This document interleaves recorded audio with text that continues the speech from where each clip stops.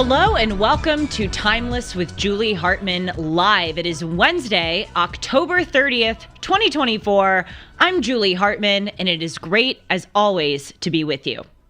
Now, yesterday on the show, I was interviewing Brandon Weichert. You should check out that episode. We were talking about perhaps, or hopefully we're both wrong, but a perhaps impending cyber attack on election day. And at the end of that episode, I said, this was kind of heavy today, but I can promise you that our guest tomorrow is a hoot.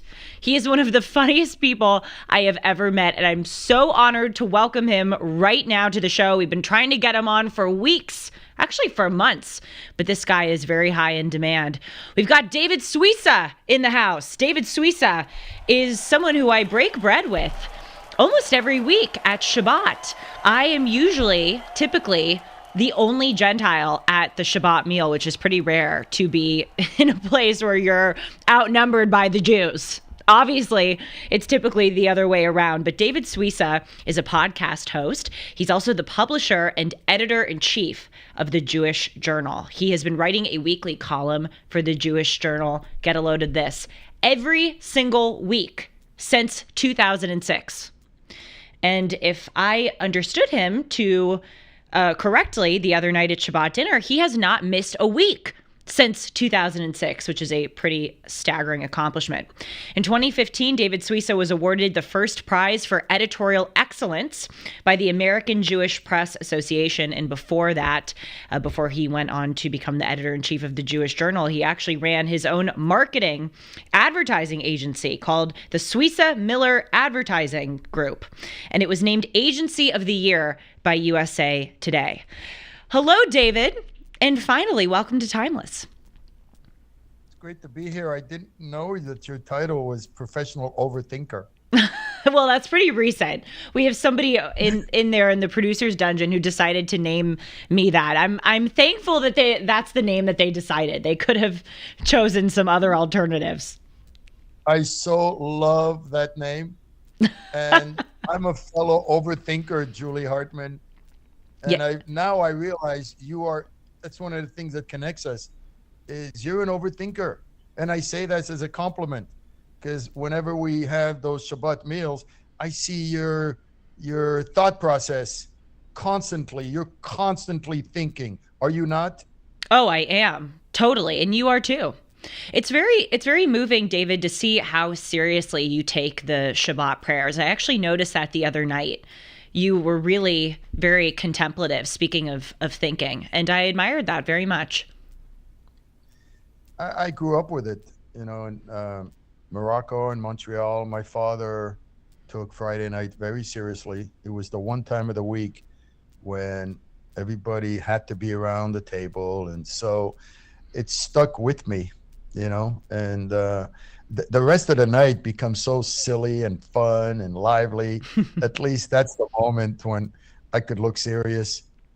Especially when you're around, it becomes fun and lively. I'm telling you, I don't mean to make the audience have FOMO, but you add so much to those evenings. You truly crack me up. I want to talk. Oh, sorry. Go ahead. Yeah, I think one of the reasons is because I'm a Curb Your Enthusiasm junkie. Yeah, you're pretty similar to Larry. And, one of the things that I noticed, reasons I love the show, is because he comments on what's going on right now. So we were at the Sukkot table a couple of weeks ago, and it was getting very, very heavy. And everybody was saying, but the importance of speaking up, because of anti-Semitism. And it was all true, by the way, but very heavy. And then at one point I said, I went to the hostess and I said, I agree with you. Really need to speak up. And I feel right now like I need to speak up because all the wine has been from your side of the table. And right now it needs to move to our side of the table as a representative of our side of the table. Everybody cracked up, but that was like a curb moment. Kathleen kind of loves when I do that, and I love when I do it. So, yep. And I love when you do it too. But boy, I grew up nominally Christian. I really didn't grow up with any kind of religion. And I said to Dennis the other day, it's so cool that my first exposure to religion was surrounding Judaism. I mean, every single week I go to Shabbat. Obviously, working with Dennis, I hear a lot about Judaism. I've read his Torah commentary, which I want to talk with you about. It's funny, I go around, David, and I ask Jews two questions. I say, what's your parsha? And they're looking at me like, how the heck does this Gentile know what a parsha is? And then I ask what your favorite part of the Torah is. But really, the thing that's so different about Shabbat is that there's an incredible versatility where at our Shabbat table, and you know this, and you were just saying sometimes you feel the need to inject levity.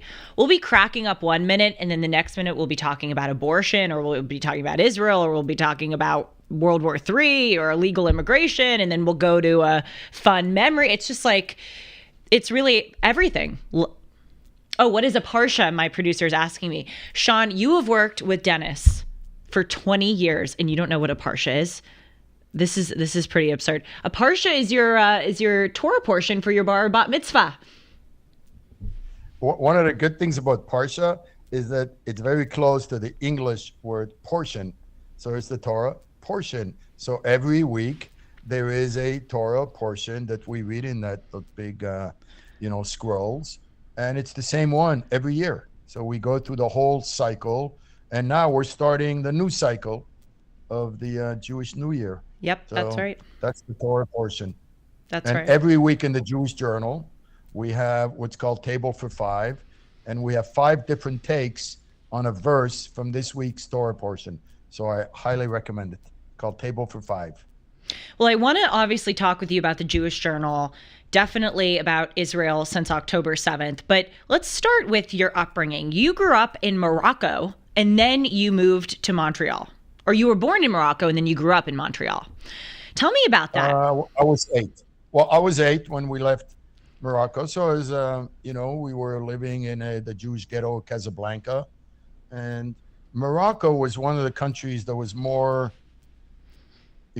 accommodating, and we had a much friendlier relationship with the Muslim majority than in other countries. The King of Morocco was known to be a big supporter of the Jews.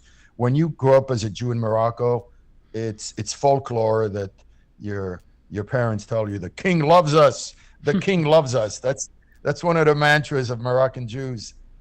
And there was a dinner in Beverly Hills that the king organized, where they brought this major delegation from Morocco, and there were the Jews of LA, the Moroccan Jews of LA, and they gave me a few minutes to speak.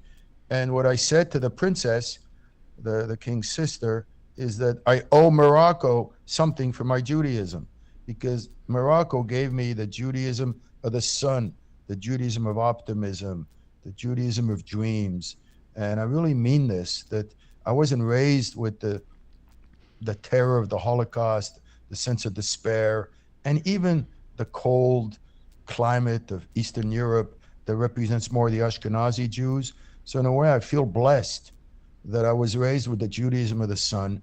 And when I came to Canada and I met Ashkenazi Jews like Dennis Prager and the ones around our table Friday night, that's when I discovered the Holocaust.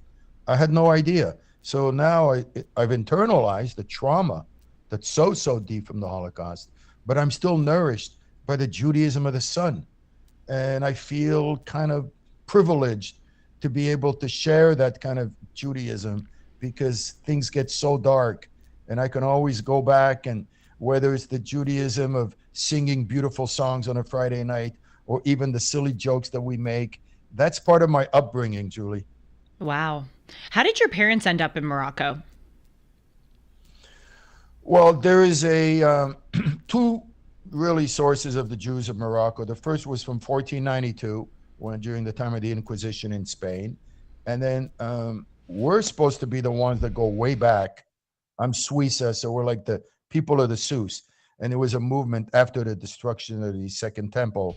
So we went to the south of Morocco almost 2,000 years ago, and 7 centuries before Islam was born.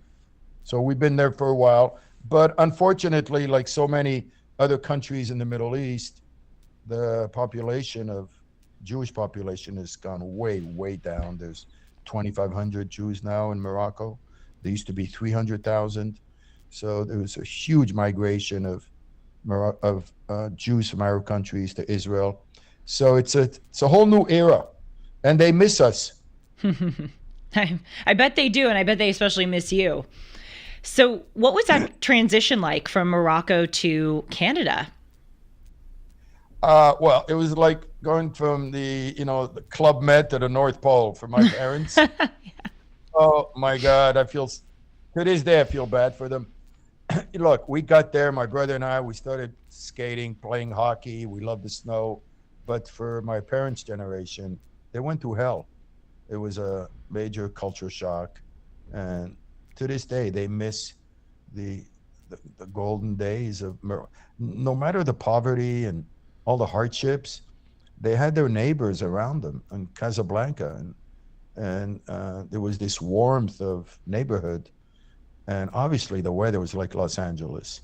So there's so much nostalgia about Morocco, but they've recreated a Jewish Moroccan community in Montreal. I fell in love with English my first year. My father, thank God, he kept the compositions that I wrote in my first year. It's hysterical. Oh, what did you say? Oh, don't get me started. There was one that Millionaire Me. There was a poem. Yesterday I was wearing these boots. When spring came, I was wearing these boots in the snow, and today I wear a happy mind. It was so cheesy and tacky. That's so cute. And the teachers loved me because, I was this classic immigrant who really, really wanted to learn English. And there was this rabbi every week who would make these amazing sermons. But there were words I couldn't understand. So on Monday morning, I would go to my teacher and tell her whatever word I couldn't understand. And there was one morning I went to Mrs. Cleland. She had lots of makeup, smoked cigarettes. And I said, Mrs. Cleland, what does multivate mean? And she says, would you hear that? I said, well, the rabbi, Saturday morning, he talks about multivate, but be motivated. And he said, oh, no, David, it's not multivate, it's motivate, with that thick voice of hers. So I was literally the classic, earnest immigrant who wanted to learn English. And now look. And now you write a weekly column in English. And was I right? Have you not missed it every week since 2006?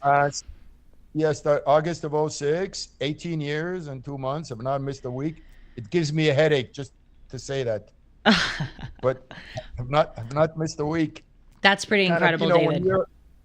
When you're a weekly columnist, it just takes on a life of its own. And wherever you go, there's a possible column. You're bumping into columns, I call it. So I'm in the community. This morning we had the editorial meeting. So everybody's talking about the Dodgers. And I said, well, I'm still traumatized by the Montreal Expos because the Dodgers beat us in 1981 with that home run from Rick Monday. And I still need therapy to get over that. And it's not a healthy thing. My obsession with the Expos. I'm a grown man who worries about anti-Semitism, and I'm obsessed with the Expos. So one of our writers said, you need to write about that. And I think I may write a column today.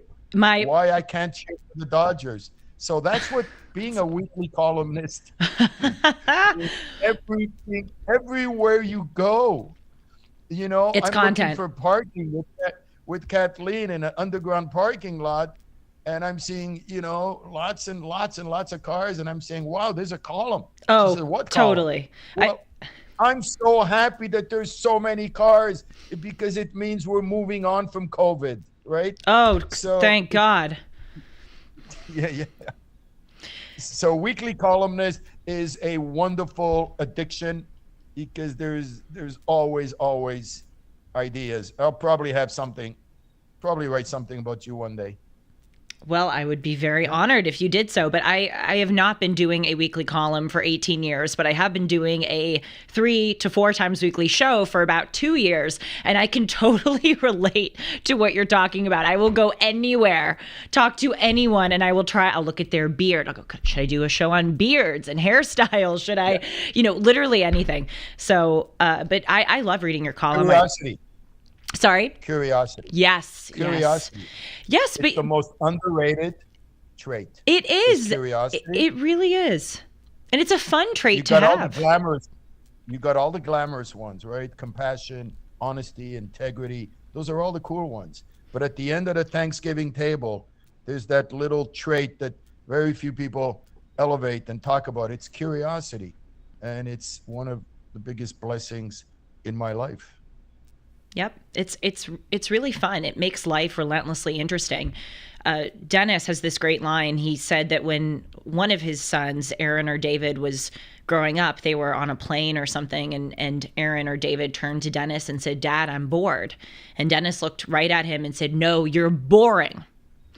And when you're curious, you really can just sit on a plane. You can start people watching. You can think about the design of a plane. You can let your mind run wild with all the things that intrigue you. You know, I mentioned earlier in the show, David, that I've been so blessed to be exposed to religious Judaism as my first introduction to religion.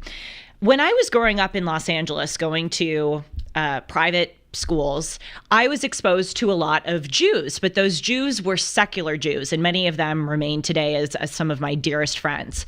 A lot of them, as we talk about often at Shabbat dinner, have become reinvigorated in their commitment to Judaism since October 7th.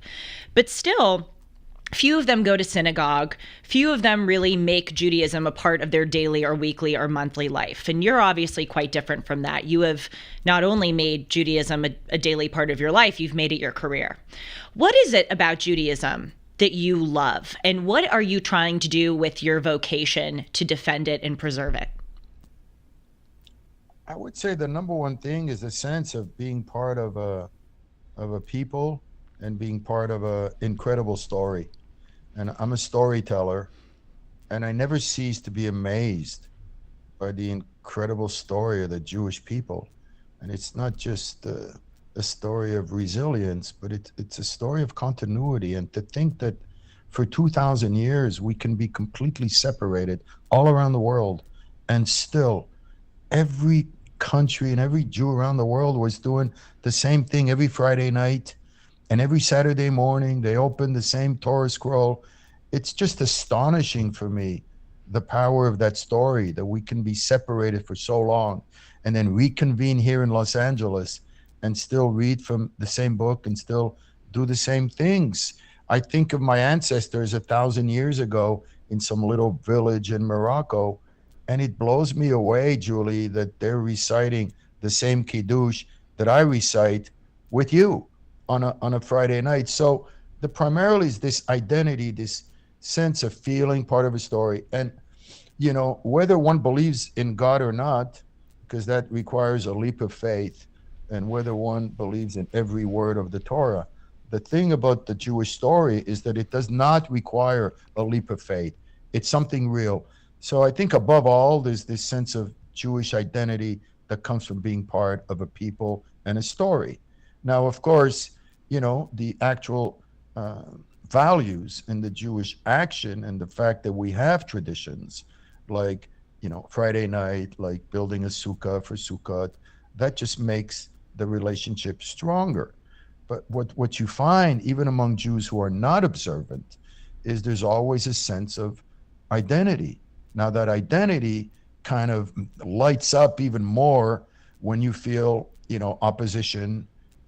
Like after October 7th, it really triggered a tribal gene among so many Jews because, you know, like Jean-Paul Sartre said, you know, the best thing for Jewish identity was anti-Semitism. And it has really triggered a reconnection with a sense of being a people. Look, when you feel under siege, yep, there's strong Jewish identity. So that's what's happening now in very complicated terms because it keeps going up and down. But I'll end with this thought, that Jewish identity could easily evaporate if you're in a society like America who really welcome the Jews, and if you feel that, you know, you don't really need your Judaism because Judaism is about freedom and good values. And there is a way that if you don't do anything, if you don't do Shabbat, And if you do no action except keep Judaism in your head, it's more likely to evaporate, and it's more likely to be dependent on animosity from the rest of the world. And one of the things we've learned over the decades is that it's hard to keep a real identity without doing something, without a sense of action. And it could be, as simple as doing what we do, which is every Friday night gather together and have a weekly Friday night. Without action, it's very hard to have a genuine identity, Jewish identity that lasts. I totally agree. And I think this is true of almost any identity. I remember when I became conservative, when I woke up from my liberal sensibilities 4 years ago, it was the 4th of July.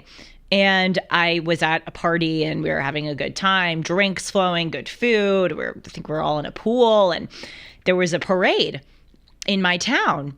And I thought, I don't want to leave this party and go to the 4th of July parade. I want to stay and have another, White Claw or two. And I thought, no, Julie, you need to go and show up for your country. This is once a year. Go out, wave a flag, and show up. Because otherwise, you are kind of coasting on the dregs and the fumes of what generations before you established with their commitment to country and patriotism. Obviously, that's not the best example because it is just a parade. But I agree that you need to be actively practicing. I talk with my Jewish friends about this, and I say I am not trying to tell you how to be Jewish, but I think that if you care so much about preserving Judaism, it should be more than just something, as you said, David, in your head. I think you should try to really embrace some of these more ritualistic aspects, because the whole reason that Judaism exists is because people for thousands of years did that. What is one of my favorite lines, Julie? You said it. I've never said this to you before. Show up. It's one of the great ideas in human life. Yeah, it's a great one. Up. You have a friend who's sick at the hospital, show up. You're invited somewhere, show up. And what you did in the parade is you showed up. And what happened is when the shutdown happened with COVID, the showing up gene started to evaporate among so many people, and so many Americans became, homebound.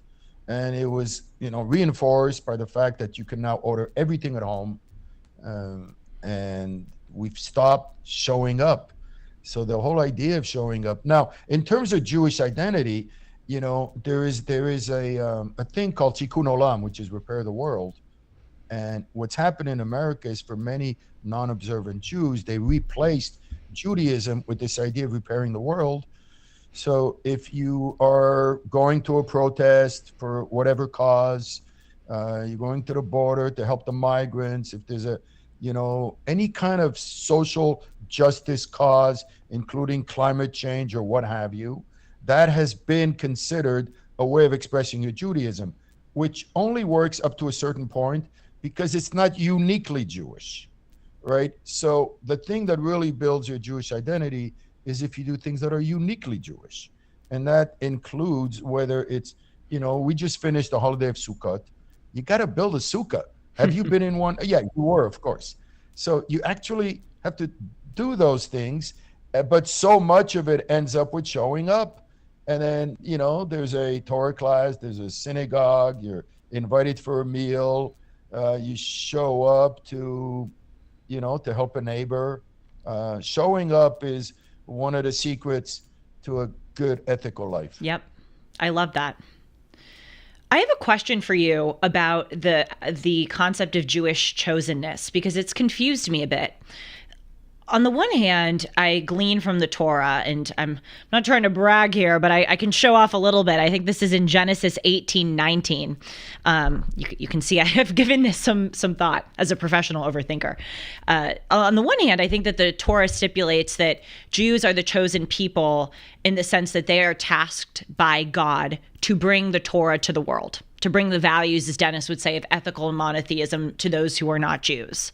But then on the other hand, in the Torah, and I regret that I can't in a similar way cite the exact scripture, I think it has been said that the responsibility of the Jews is to keep the values of the Torah alive among themselves and their community and their family. Which one is it? How would you define the Jewish aspect of chosenness? Well, let me do something very Jewish. I'll answer a question with a question, because I know you Fine. love that. Yeah. All right. So before you kind of entered the world of Judaism and you would hear the chosen people, what came into your mind? Before you enter the world, sorry, I missed the last part. Before you, Julie, before you entered the world of Judaism, when you heard the term chosen people for the Jews, what came into your mind? What did you make of that? Superciliousness. Super what? Silly? Superciliousness, a feeling of being, not that Jews are, I sense that they felt superior, but that God had said there's something special about this group. Oh, a sense of superiority. Yes. Is that what you meant? Yeah. Yeah. Now that's, it's really a difficult question, and it comes up a lot. And there are like some pat answers, but I just want to just reflect on it for a bit, because one of the things about monotheism is the idea of one God. And the truth is, we were the first to talk to God at Mount Sinai 3,300 years ago. So in a way, we were chosen by God, and 1,300 years later, Jesus came, and then Christianity, and then 700 years later, it was Islam. So there was number one, there was number two, and there was number three. So we were the first to talk to God. Whether that means superiority, that's a separate issue. But we received the Torah at Mount Sinai. Now, what the rabbis tell me is that it's not that we were chosen people, but rather that we were chosen to do certain things. And we were chosen to be a light unto the world. Now, it's difficult for me to jump into superiority, because once you get into superiority, it really enters very unhealthy ground. Yes. Some people say that, one of the problems with Islam is there's a sense of supremacy, right? And, when the New Testament came, well, we're now the new thing. And if you don't believe in Jesus, then you can't be saved. It's not very Jewish to believe that there's only one path to God. And one of the things that sometimes offends people who are very observant, whether it's Christians or Muslims, is the fact that we believe there are different paths to God. And we're not obsessed with converting people into Judaism, right? So the non-missionary aspect of Judaism. So it's a complicated question, but at the end of the day, it's really, we have a sense of obligation with the idea of chosen. We were chosen to be a light unto the nations. It's true that there's a sense of superiority to that, like, what are we to be the ones to be a light? But it's something that really keeps us going, because, when you get weak in life, and one of the reasons for depression is people just think about themselves too much. They spend so much time in their own head, and Judaism takes you out of your head. So when you're, being called upon to be a light unto the world, and I want to be a good example in my neighborhood. And if I want to be a good example in the world. So that spirit, I think for me, is really, is what I believe when it says chosen people. And I've tried to instill that in my children. We're chosen to do good things and to be a light unto the world. And we often miss, we often fail, but it's the aspiration that counts. The way I've come to understand it is that the Jews are chosen to lead by example.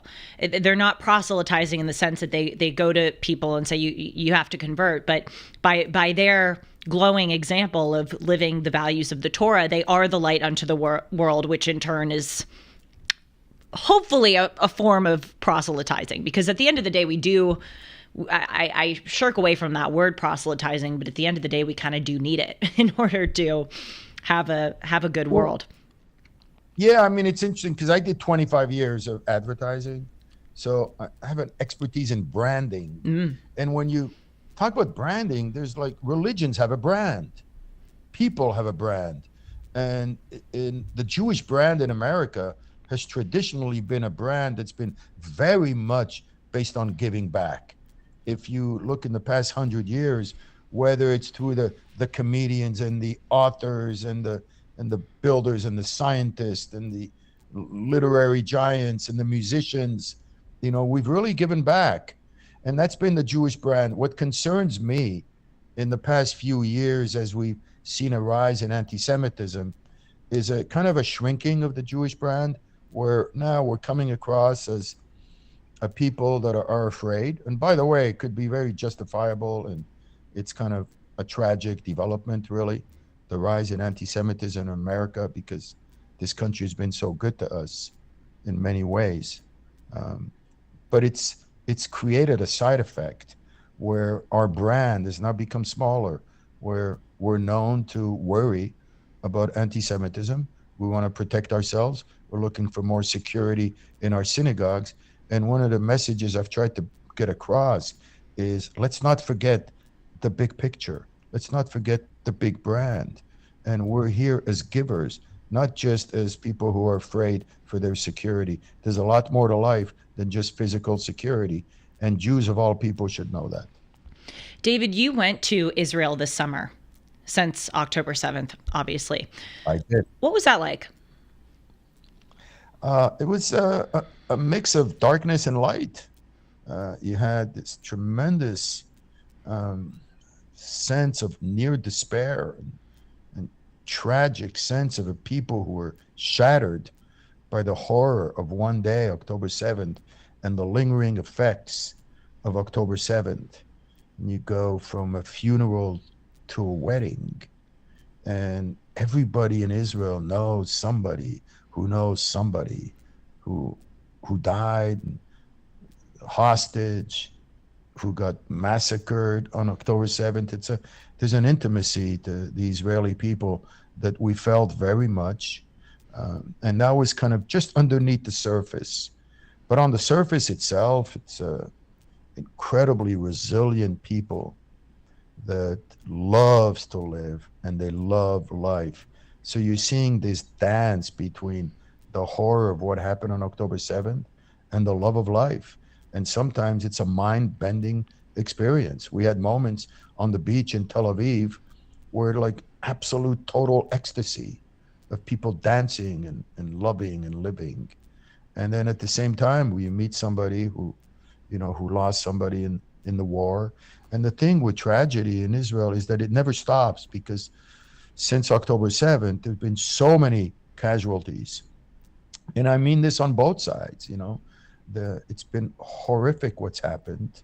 It triggered a war where there's so many casualties on the Palestinian side and casualties on the Israeli side. So there's a real dark aspect. The other thing that's happened is the idea of the word victory that has come up recently in Israel, where they've kind of turned the corner. And instead of just a war of attrition, there's a sense now that maybe they're making serious progress in terms of eliminating their sworn enemies. The reality of living in Israel is you never forget that you're surrounded by, enemies who really want to destroy you. That's not a very sophisticated, pleasant, convenient truth. But Israelis understand it's a very ugly truth. And for so many of us in the diaspora in America, we don't relate to truths that are so brutal. Yes, but in so true. Israel, oh my God, in Israel, the most sophisticated thinkers, the greatest authors have to know how many seconds it takes to get to the bomb shelter. And the safe space in Israel is not a place that keeps you away from something that offends you. It's a real bomb shelter that protects you from incoming missiles. So this is the reality of Israelis, is that they understand the real danger, the physical danger of being surrounded by enemies who have, ballistic missiles, who are precision guided. It's a completely different mentality. I don't know one Jew in America that's had to run to a bomb shelter. And I don't know one Jew in Israel that hasn't done it, right? So there's this big dividing line that's based around the concept of danger. And we felt that when we were in Israel. We ran to bomb shelters, and my daughter in Sfat, They have to sleep right near the bomb shelter. And so you feel it in a real, practical, tangible way, and you can never get away from that. At the same time, there's this incredible love of life. They must be the biggest lovers of life L'chaim. that I've ever seen. You know, it's something I've always known, and every time I go to Israel, there's this kind of lust for life. My friend Yossi Klein Alevi calls it neurotic Zen.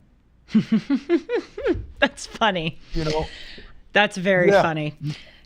You keep going, but then you always know a bomb may fall at any time. Well, what you said, I think you've really hit the nail on the head, because when I went to Israel 3 years ago, that was the main takeaway for me, the vitality of the Israeli people. And I thought, how does this match up where in America, we are swaddled in prosperity and security, and we have every reason to enjoy and partake in life, and we are deadened compared to the Israeli people. And it's precisely what you said. It's because they know how precious life is. It's actually paradoxically because they have so many threats to their existence, which enables them to be so lively. David, we only have 2 or 3 minutes left. This interview flew by, but I'll have to get you on again, although I know to schedule it months and months in advance because you're so busy. But hey, it's a good thing that you're so busy, and I can obviously catch up with you at Shabbat. But this is a big note to end on, but I've always wanted to ask you this question, and I've saved it for the air. Have you ever had a direct encounter with God? There was one time I was driving a big, large BMW, and I was living in Pacific Palisades, and it had a lot of turns. I was on Sunset Boulevard, and I was alone in the car, and I'd really worked long hours that day, and it was nighttime, and I took a sharp turn, and the car almost lost complete control, and there were cars behind me and cars in front of me, and for about a second I saw God, I saw the end, and I said, oh my God, I have children and I'm going like this. It lasted a second or two, and then some miracle, the car boom got back on the road. That was the closest I came to meeting God. Well, I'm glad you haven't met him yet. One day you will, but I'm glad that you haven't yet. David, it's been so fun to talk with you. And I thank you so much for your time. I love your vitality. That's one of my favorite things about you. You're always so much fun. I remember, I'll tell you quickly before we end, that when Kanye was going out and saying all these crazy anti-Semitic things, David came to Shabbat dinner and he was like, if I came face to face with Kanye, I'd invite him over for some Moroccan tea. I'd have him and just chat with him. And I thought that was so funny. And I like that approach.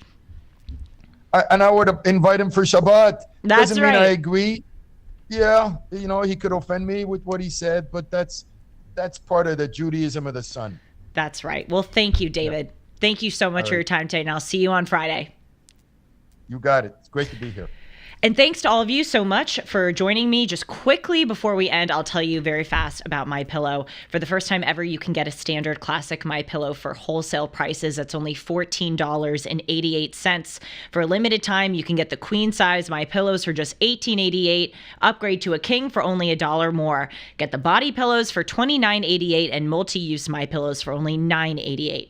Just go to MyPillow.com and use the promo code Hartman or call 1-800-566-6745. And on top of that, you can get free shipping on orders over $75.